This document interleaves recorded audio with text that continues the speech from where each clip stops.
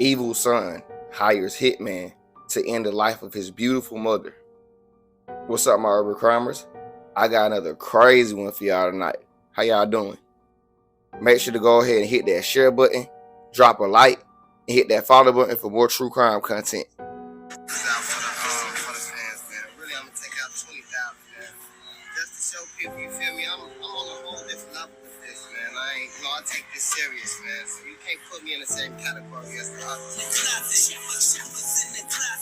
Shoppers in the closet. This that y'all want it. This cook up hard, don't it? Y'all gotta beg my pardon on it. But this sound like God, don't it? Yeah, I'm tired. And y'all gotta pay your tithe. Call my man in the Holy Ghost. Church on Cromwell ties.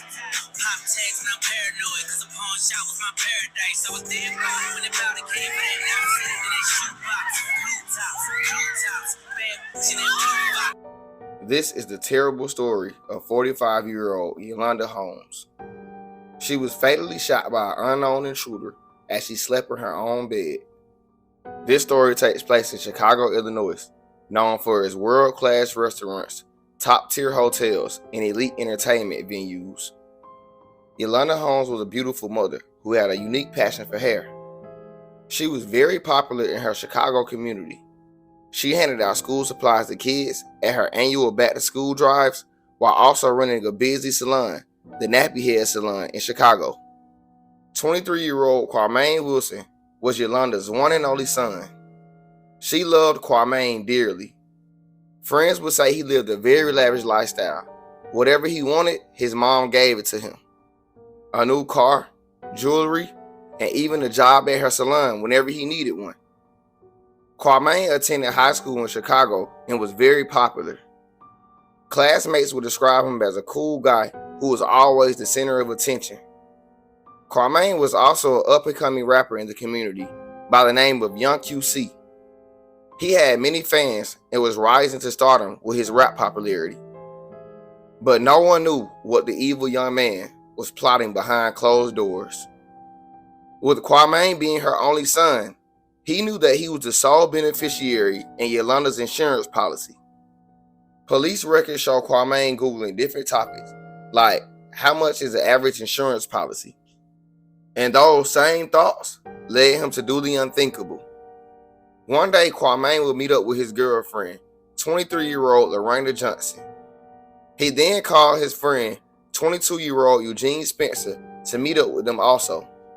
Kwame would then explain to them about the plot he came up with to end the life of his mom. Eugene was skeptical at first, but after hearing about the life insurance money, he was all in. In the early hours of September 2nd, 2012, Lorena Johnson would drive Eugene Spencer to the apartment of Yolanda Holmes. He would quietly break into the home and fatally shoot 45-year-old Yolanda Holmes as she slept in her own bed.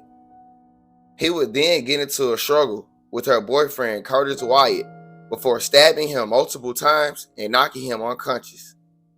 He would then call Kwame to tell him that the job was done, but Wilson insisted that he went back in to stab her multiple times to make sure that she was dead. He would then flee the apartment and return to the getaway vehicle that Lorena Johnson was driving. Police responded to a frantic call of a woman being shot and stabbed. Upon arrival, police found 45-year-old Yolanda Holmes deceased in her apartment from her injuries. Her boyfriend, Curtis Wyatt, somehow managed to escape after gaining consciousness and was able to call 911. He stated that he initially was waking to the phone ringing and Yolanda speaking to someone. He then heard multiple gunshots and rushed to see what was going on. He stated after that he tackled the intruder but was stabbed multiple times and passed out from his injuries. Around 6 a.m., Kwame Wilson would randomly come to his mother's apartment. He would then break down in tears as he found out that his mother had just been killed. In an attempt to cover up for himself, Kwame told police that he believed Wyatt was behind the murder. But police had no evidence that connected Wyatt to the murder. Days after her death, Kwame Wilson would clear out his mom's entire savings account. He spent the money on flashy cars, clothes, and more jewelry to expand his lavish lifestyle. His family found it strangely odd that he wasn't showing any kind of remorse over his mother's death, but no signs indicated that Cormaine Wilson had anything to do with his mother's death. Weeks passed and no new leads or clues came up. Police worked every angle, including Yolanda's ex-husband, who was serving a life sentence for a double homicide. Police even believed Yolanda's murder was a possible payback. A year went by until phone records provided a possible clue for detectives.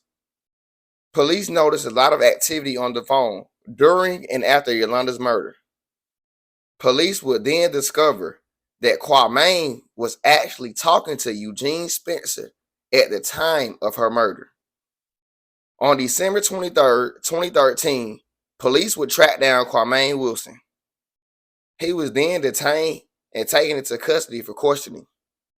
Kwame admitted that he knew Eugene from the neighborhood. He also identified the man entering the apartment the night of Yolanda's murder as Eugene Spencer. 22-year-old Eugene Spencer was then tracked down and taken into custody. He admitted that he had shot and stabbed 45-year-old Yolanda Holmes. He will also admit that Kwame gave him the gate code to enter the building. After further questioning, Eugene would then go on to tell them that Kwame Wilson planned the entire attack. Police then discovered that Kwame actually gave Eugene the gate code, the gun for the actual murder, and even changing codes as if to look like he lived in the apartment. Eugene will also tell detectives that he was offered $4,200 to kill Wilson's mother, but was only given $70 when the job was done. Now that's crazy right there. They also learned that Kwame's girlfriend, 23-year-old Lorena Johnson, was also an accomplice in the murder. She knowingly drove Eugene Spencer to and from the apartment for the murder. She was also arrested and charged. In January of 2020, Kwame Wilson was sentenced to 99 years in prison for the murder of his beautiful mom, Yolanda Holmes. He will have no possibility of parole.